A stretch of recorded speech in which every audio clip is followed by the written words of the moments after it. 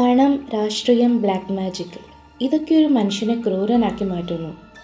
ഇതൊരു pop singer ആകാൻ ആഗ്രഹിച്ച ഒരു ലേഡിയുടെ കഥയാണ്.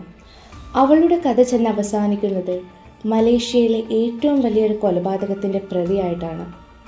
ഇന്ന് നമ്മൾ പറയാൻ പോകുന്നത് മോണ ഫെൻഡിയുടെ കഥയാണ്. Welcome to crime folio.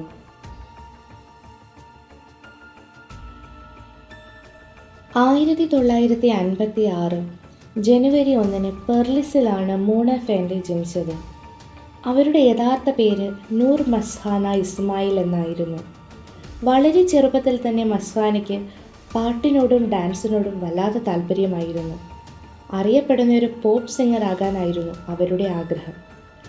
1980 pop ഗായികയെ തുടക്കം കുറിച്ച അവർ 1987 ഡയാന എന്ന പേരിൽ അവരുടെ ആദ്യ ആൽബം പുറത്തിറക്കുന്നു. പക്ഷേ അത് പ്രതീക്ഷിച്ച രീതിയിൽ വിജയം കണ്ടില്ല.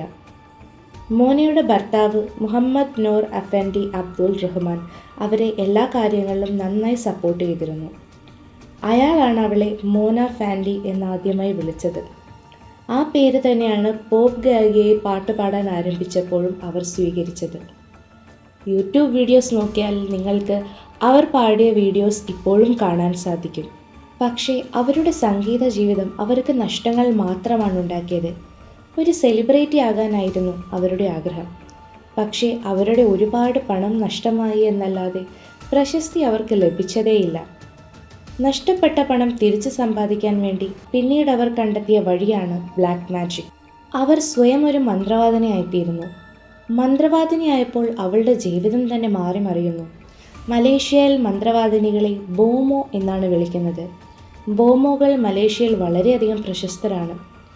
അവരുടെ ഭർത്താവ് മുഹമ്മദ് നോർ അഫൻഡി അബ്ദുൾ റഹ്മാൻ, സഹായി ജാമി ഹസൻ എന്നിവരോടൊപ്പം സമ്പത്ത്, വിജയം, അധികാരം എന്നിവ തേടുന്നവർക്ക് സേവനങ്ങൾ ചെയ്യുമെന്ന് വാഗ്ദാനം ചെയ്യാൻ തുടങ്ങി. തനിക്ക് അമാനുഷിക കഴിവുണ്ടെന്ന് അവകാശപ്പെടുകയും ഉന്നതരെ അവരിലേക്ക് ആകർഷിക്കുകയും ചെയ്തു. 1990കളിൽ മലേഷ്യയിൽ ഷാമന്മാരും ബോമോകളും സമ്പന്നരായവർക്കും പ്രശസ്തരായവർക്കും ഇടയിൽ വളരെയധികം പ്രചാരത്തിലുണ്ടായിരുന്നു. തിരഞ്ഞെടുപ്പ് സമയങ്ങളിൽ എതിരാളികളെക്കാൾ മുന്നിലെത്താൻ പ്രാദേശിക രാഷ്ട്രീയക്കാർ പോലും അവരെ തേടിയെത്തിയിരുന്നു. സമ്പന്നരായ ഒരുപാട് ക്ലയൻസിനെ അവർക്ക് ലഭിച്ചത് വഴി ഒരുപാട് സമ്പാദ്യത്തിന് ഉടമയായിത്തീരുന്നു മോണ ഫാൻഡി. ആഡംബര ജീവിതത്തിൻ്റെ ഭാഗമായി പഞ്ചനക്ഷത്ര ഹോട്ടലുകളിൽ താമസിക്കാറുണ്ടായിരുന്നു അവർ.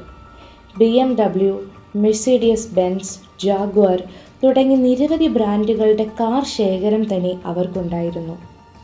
ഇതിനിടയിൽ മോണ ഫാൻഡി രാജ്യത്ത് തന്നെ ഒരു വിചിത്ര മന്ത്രവാദിനി എന്ന നിലയിൽ അറിയപ്പെടാൻ ആരംഭിച്ചു. ഇത് രാഷ്ട്രീയ രംഗത്ത് അവരുടെ കരിയർ ഉയർത്താൻ താല്പര്യമുള്ള ഒരു പ്രത്യേക വ്യക്തിയുടെ ശ്രദ്ധ ആകർഷിക്കുകയുണ്ടായി.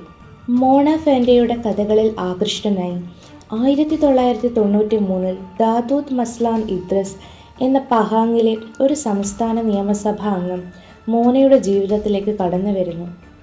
ചീഫ് മിനിസ്റ്റർ ആകണമെന്നതായിരുന്നു അയാളുടെ ആവശ്യം. അതിനായി 5 ലക്ഷം റിങ്കിറ്റും 10 സ്ഥലങ്ങളുടെ ആധാരവും അയാൾ മോനയ്ക്ക് വാഗ്ദാനം ചെയ്തു. മസ്ലാൻ ഒരു രാഷ്ട്രീയ മുന്നേറ്റത്തിനായി ആഗ്രഹിച്ചിരുന്നു.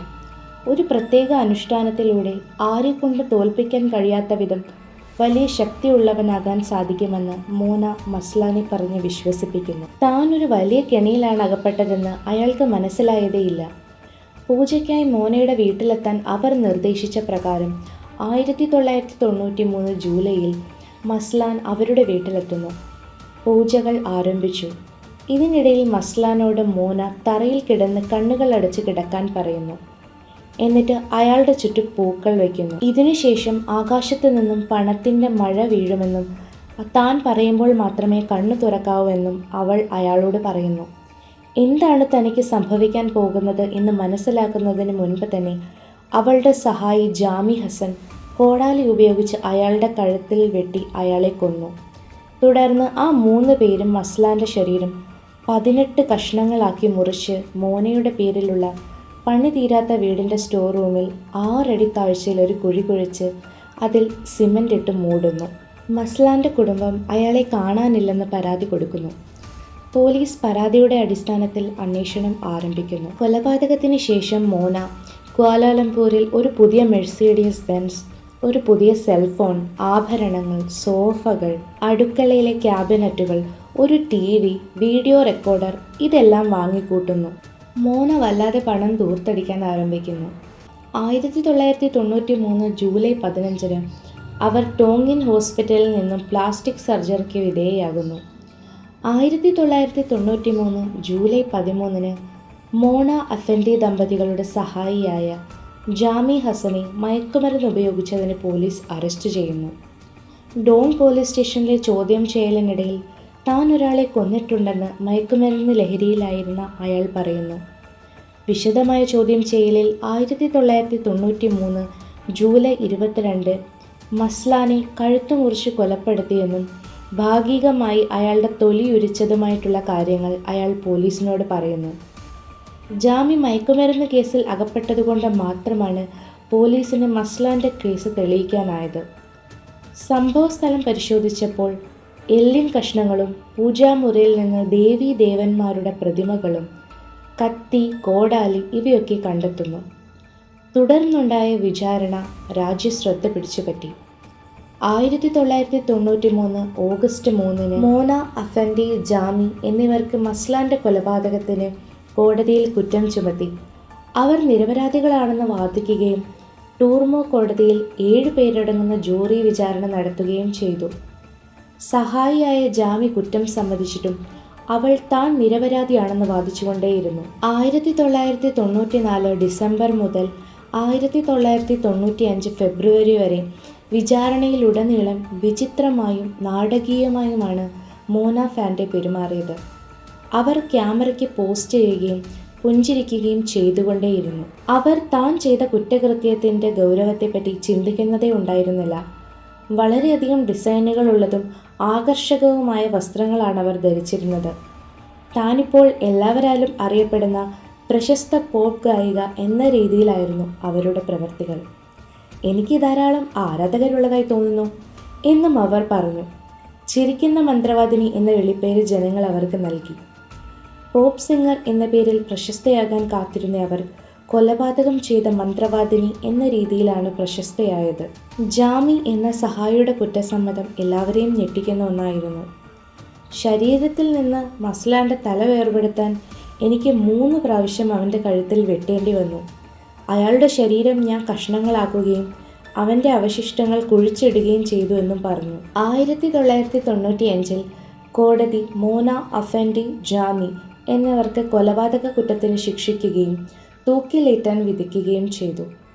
വരാനിരിക്കുന്ന തെരഞ്ഞെടുപ്പിൽ തൻ്റെ രാഷ്ട്രീയ ജീവിതം മെച്ചപ്പെടുത്താൻ ഉദ്ദേശിച്ചിട്ടുള്ള മസ്ലാനെ ഒരു ബ്ലാക്ക് മാജിക് അനുഷ്ഠാനമാണെന്ന് വിശ്വസിപ്പിച്ച് വിജനമായ സ്ഥലത്തേക്ക് ആകർഷിച്ച് പണത്തിനു വേണ്ടി അവർ കൊന്നുകളഞ്ഞു. മോണ ഫാൻഡേക്ക് അവർ ആഗ്രഹിച്ച പ്രശസ്തി ലഭിച്ചു.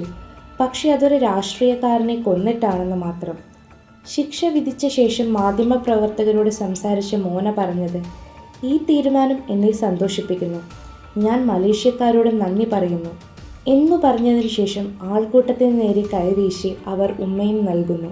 2001 വധശിക്ഷയ്ക്ക് മുൻപ് ഞാൻ ഒരിക്കലും മരിക്കില്ല, എൻ്റെ ആത്മാവ് എന്നേക്കുമായി ജീവിക്കും എന്നതായിരുന്നു മോനയുടെ അവസാന വാക്കുകൾ. അതും ഒരു ചെറു പുഞ്ചിരിയോടുകൂടിയാണ് അവർ പറഞ്ഞത്. ഈ കേസ് മലേഷ്യയിൽ ഒരുപാട് സ്വാധീനം ചെലുത്തി. അന്ധമായ വിശ്വാസത്തിൻ്റെയും മനുഷ്യൻ്റെ അത്യാഗ്രഹത്തിൻ്റെയും ഇരുണ്ട വശങ്ങളുടെ ഒരു ഓർമ്മപ്പെടുത്തലായി ഇത് നിലനിൽക്കുന്നു.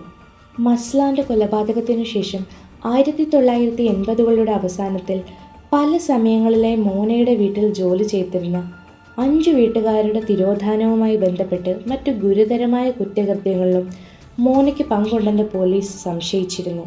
കൂടാതെ 1993 ഓഗസ്റ്റിൽ കമൻ ജില്ലയിലെ 2 വ്യത്യസ്ത സ്ഥലങ്ങളിൽ കുഴിച്ചിട്ട നിലയിൽ കണ്ടെത്തിയ ടാൻ കിം ആൻ, അയാളുടെ ഭാര്യ, അവരുടെ 5 മാസം പ്രായമുള്ള മകൻ എന്നിവരടങ്ങുന്ന 3 അംഗ കുടുംബത്തിൻ്റെ തല ഛേദിക്കപ്പെട്ട മൃതദേഹങ്ങൾ വർഷങ്ങൾക്ക് മുൻപ് ദുരൂഹമായി അപ്രത്യക്ഷരായ മോനയുടെ മുൻ അനുയായികളാണെന്ന് തിരിച്ചറിഞ്ഞു.